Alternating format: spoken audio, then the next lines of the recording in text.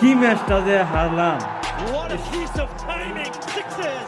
He's dealing in ৩১ বলে ৫৩ রানের জড়ো ইনিংস খেলে মাহমুদুল্লাহ জয়ের সবচেয়ে পথটা বড় একটু ছক্কা সহজ মারছে করে তার যান জীবনে মনে গুরু আছে। মাহমুদুল্লাহ রিয়াদ।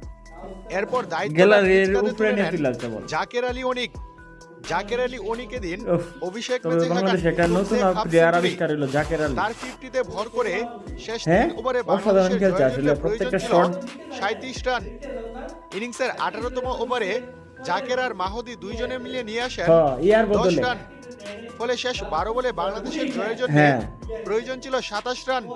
19তম ওভারে জাকের আলী নিয়ে আসেন 15 রান। না, একটা ফলে প্লেয়ারের শেষ ইনজুরির কারণে ওভারে হারা বাংলাদেশের জয়ের জন্য প্রয়োজন হয় মাত্র 12 রান।